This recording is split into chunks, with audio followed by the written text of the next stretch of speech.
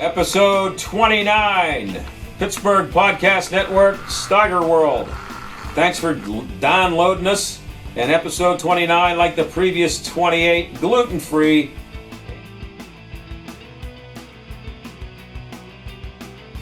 Now, he didn't just stumble upon a dog and the dog had taken a dump on his carpet and he kicked him in the head.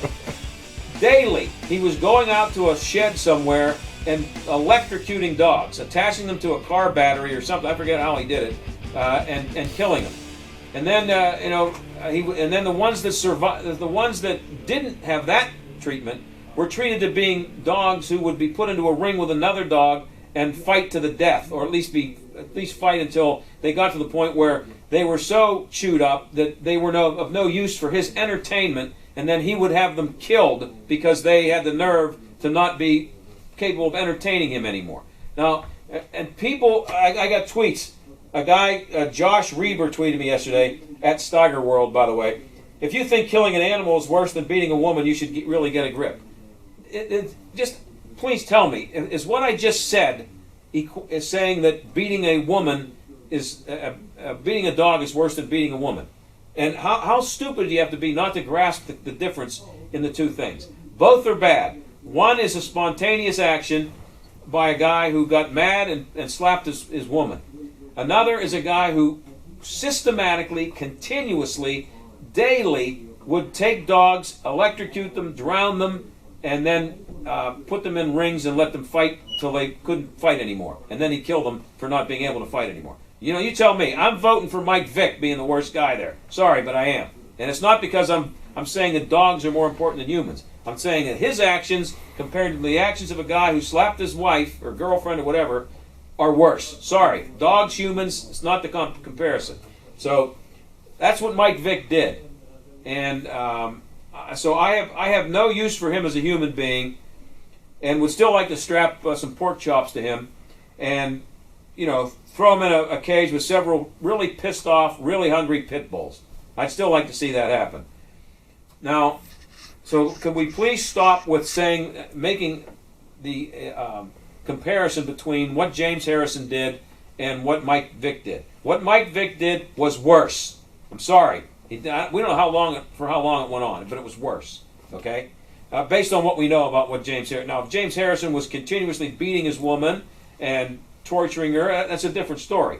But we don't know that. All we know is that on one occasion he slapped her and he got hauled in front of a judge and he pled guilty to it and then went to treatment or whatever it was, and the charges were dropped.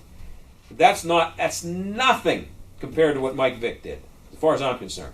It's nothing as a way of judging him as a person.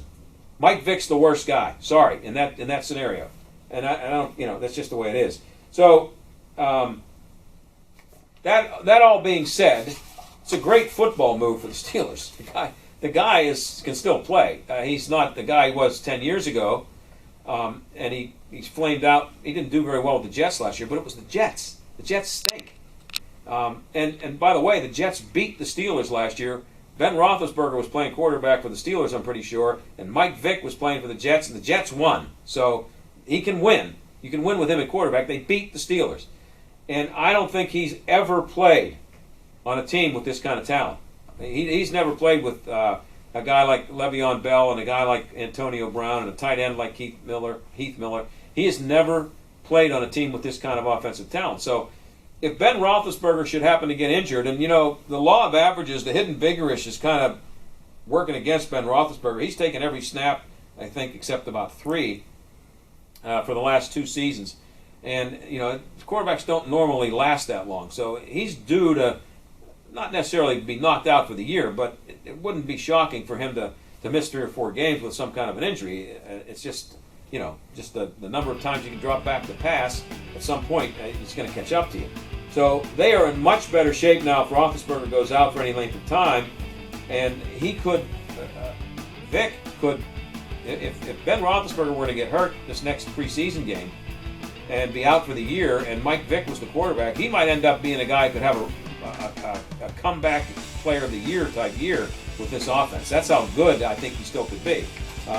Whether you want to root for him or not, that's a different story. But it was a good, smart football move for the Steelers. PR move, I don't know. And it's not that shocking to me because this has come up before. I think his name was the Steelers were even mentioned as a possible team for him when he got out of prison. And